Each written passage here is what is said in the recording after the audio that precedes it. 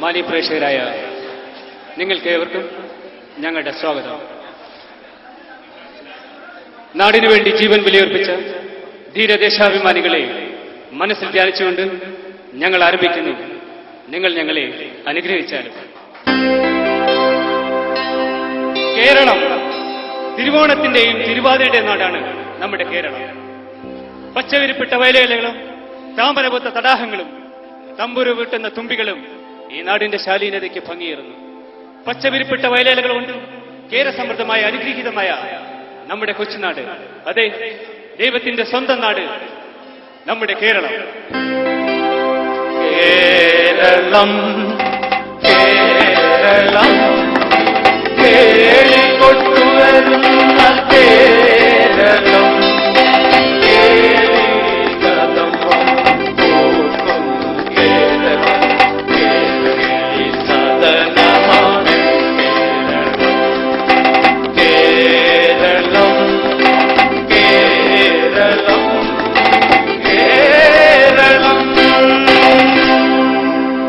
കലാരൂപങ്ങൾ തനത് ശൈലി പ്രധാനം ചെയ്തുകൊണ്ട് കലയുടെ തറവാടെന്ന് ഉദ്ഘോഷിക്കപ്പെടുന്ന നമ്മുടെ നാട് കേരളം. കലതൻ തറവാട് കേരളമേ, കൈയൂറും നാട് കേരളമേ. കലതൻ തറവാട് കേരളമേ, കൈയൂറും നാട് കേരളമേ. കുഞ്ചനും കുഞ്ചനും ആദിതിരുനാളും കൊഞ്ചിച്ചുണർത്തിയ കേരളമേ. കുഞ്ചനും കുഞ്ചനും ആദിതിരുനാളും കൊഞ്ചിച്ചുണർത്തിയ കേരളമേ. കലതൻ തറവാട് കേരളമേ. വീരന്മാരും ശൂരന്മാരുമായ നൂറുകണക്കിന് അരുമ സന്താനങ്ങളെ പെറ്റുവളർത്തിയ ഒരു വീരജനനിയാണ് കേരളം. തച്ചോളിയോദയനും ആരോമൽ ചേവകരും പാലാട്ട് കോവനുമെല്ലാം പടക്കച്ചേണി അംഗം വെട്ടിയത് ഈ മണ്ണിന്റെ വിരിമാറിൽ നിന്നുകൊണ്ടാണ്. പിറന്നു വീണ നാടിന്റെ അന്തസ്സും അഭിമാനവും കാത്തു സൂക്ഷിക്കാൻ സ്വന്തം ജീവൻ പോലും ബലിയർപ്പിച്ച ധീരന്മാരുടെ നാടാണിത്. നാടിൻ മാനം കാക്കാനായി സ്വാതന്ത്ര്യം കൊടിനാട്ടാനായി, നാടിൻ മാനം കാക്കാനായി സ്വാതന്ത്ര്യം കൊടിനാട്ടാനായി ജീവൻ നൽകിയ ധീരന്മാർ പിറന്നു വീണരുമണ്ണല്ലോ. ജീവൻ നൽകിയ ധീരന്മാർ പിറന്നു വീണരുമണ്ണല്ലോ, പിറന്നു വീണരുമണ്ണല്ലോ. അതെ, സ്വാതന്ത്ര്യമില്ലാത്ത ജീവിതം മരണത്തെക്കാൾ ഭയാനകമാണെന്ന് കേരളീയർ എന്നും വിശ്വസിച്ചിരുന്നു. സ്വന്തം നാടിന്റെ അന്തസ്സും അഭിമാനവും കാത്തു സൂക്ഷിക്കാൻ സ്വന്തം ജീവൻ പോലും ബലിയർപ്പിച്ച ധീരന്മാരുടെ നാടാണിത്. സ്വാതന്ത്ര്യം തന്നെയമുദം, സ്വാതന്ത്ര്യം തന്നെ ജീവിതം. പാരതന്ത്ര്യം മാനികൾക്ക് മൃതിയേക്കാൾ ഭയാനകം. സ്വന്തം നാടിൻ മാനം സ്വന്തം നാടിൻ മാനം കാക്കാൻ സ്വാതന്ത്ര്യം കൊടിപാറിക്കാൻ ജീവൻ നൽകിയ ധീരന്മാരുടെ തറവാടാണീ മലയാളം. ജീവൻ നൽകിയ ധീരന്മാരുടെ തറവാടാണീ മലയാളം, തറവാടാണീ മലയാളം. വെള്ളക്കാരെ ഈ മണ്ണിൽ നിന്ന് തൂത്തുപായിക്കാൻ ജീവാർപ്പണം ചെയ്ത എത്രയോ ധീരദേശാഭിമാനികൾ നമുക്കുണ്ട്. സംഭവബഹുലമായ കേരള ചരിത്രത്തിന്റെ ഏടുകളിൽ നിന്ന് ചീന്തിയെടുത്ത ആവേശോജ്വലമായ ഒരു കഥ. ഒരു വീരസിംഹത്തെ പോലാറി ദേശത്തിന് ആവേശവും അഭിമാനവുമായി മാറിയ ഒരു ധീരദേശാഭിമാനിയുടെ കഥ.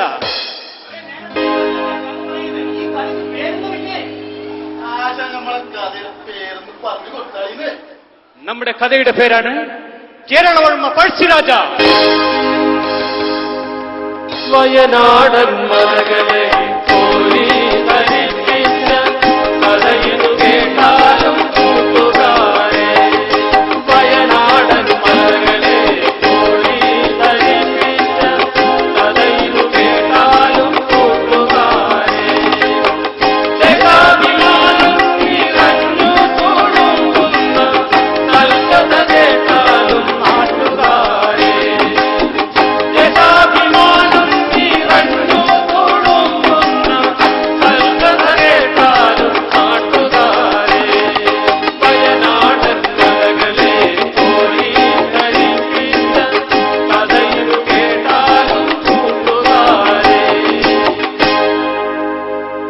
കേരളത്തിൽ വയനാടൻ കുന്നുകളെ കെട്ടിപ്പുണർന്നു കിടക്കുന്ന കോട്ടയവും പരിസര പ്രദേശങ്ങളും ചേർന്നായിരുന്നു അന്നത്തെ പഴശ്ശിരാജ്യം. നമ്മുടെ മാണിക്കുഞ്ഞിന്റെ കോട്ടയത്തെ കുറിച്ചാണോ ഈ പറയുന്നത്?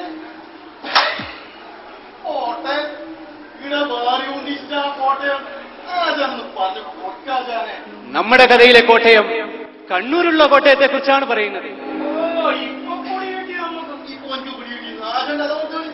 വെള്ളക്കാരുടെ ആഗമന കാലത്ത് പഴശ്ശിരാജ്യം വാണിരുന്നത് കേരളവർമ്മ പഴശ്ശിരാജയായിരുന്നു. സത്യസന്ധൻ, പ്രജാക്ഷേമ തൽപരൻ, നാടിന്റെയും നാട്ടുകാരുടെയും കണ്ണിലുണ്ണി, അതായിരുന്നു കേരളവർമ്മ പഴശ്ശിരാജ. തമ്പുരാന്റെ വീര്യവും ജനസമ്മതിയും മനസ്സിലാക്കിയ വെള്ളക്കാർ തമ്പുരാനോട് ആദ്യം വളരെ സ്നേഹത്തോടെയും സൗഹാർദ്ദത്തോടെയും പെരുമാറിയത്. അങ്ങനെയിരിക്കെയാണ് ടിപ്പു സുൽത്താന്റെ ആക്രമണം ഉണ്ടായത്. ടിപ്പുവിനെ നേരിടാൻ വെള്ളക്കാർ പഴശ്ശിരാജാവിനെ കൂട്ടുപിടിച്ചു. ഉഗ്രമായ ഒരു പോരാട്ടമായിരുന്നു അത്. ശ്രീരംഗപട്ടണത്തിൽ വച്ചിട്ടായ യുദ്ധത്തിൽ ടിപ്പുവിന്റെ സൈന്യം ചിന്നിച്ചിതറി. സിംഹപരാക്രമിയായ ടിപ്പു സുൽത്താൻ പടക്കളത്തിൽ വീണു മരിച്ചു. പാലം കടക്കുവോളം നാരായണ എന്ന മട്ടിലായിരുന്നു വെള്ളക്കാരുടെ പെരുമാറ്റം.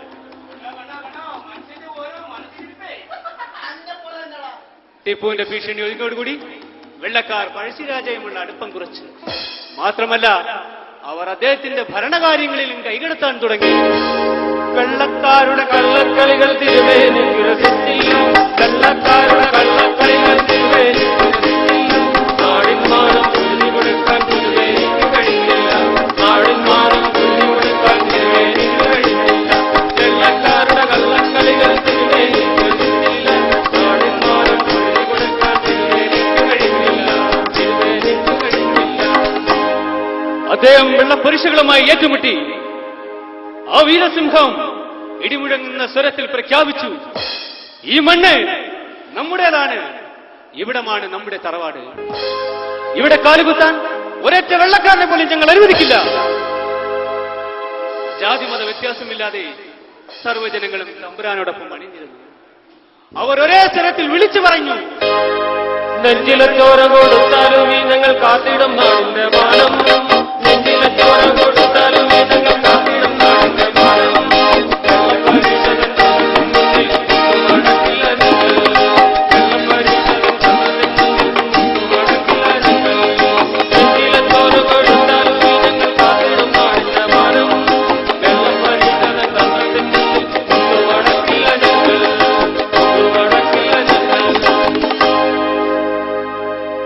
ഐക്യം, ആ മുന്നേറ്റം കണ്ടപ്പോ ബ്രിട്ടീഷുകാർ അടങ്ങിയിരുന്നില്ല.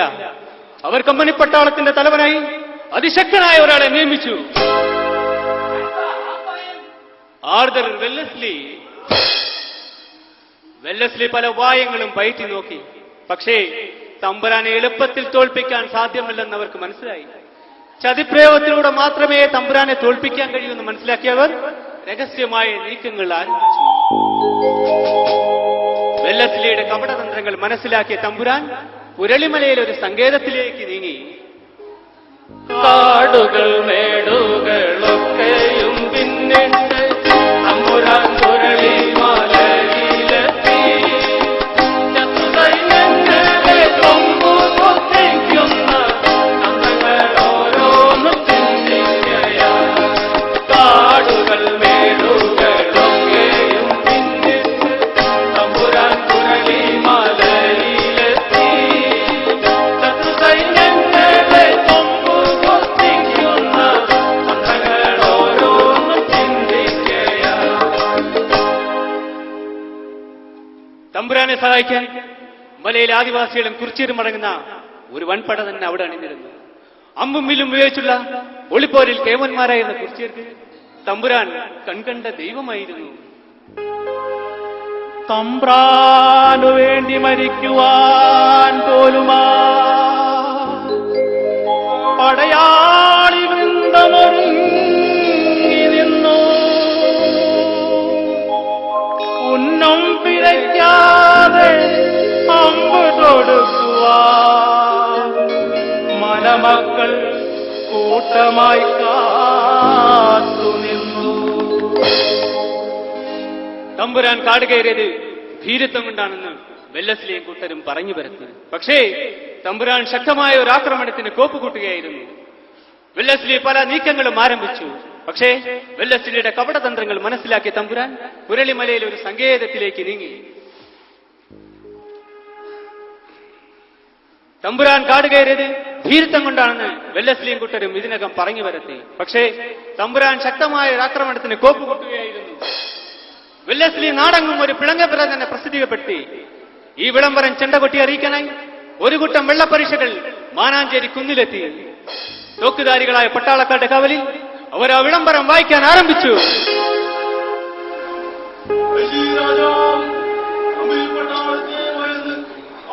വിവരം ഇതിനാൽ എല്ലാവരെയും അറിയിച്ചുകൊള്ളുന്നു.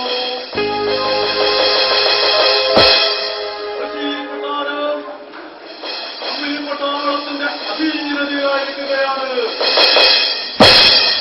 രാജാവിനെ ആരെങ്കിലും സഹായിക്കാൻ കാണിക്കാൻ ശ്രമിച്ചാൽ കഠിന ശിക്ഷ ലഭിക്കുന്നതാണ്.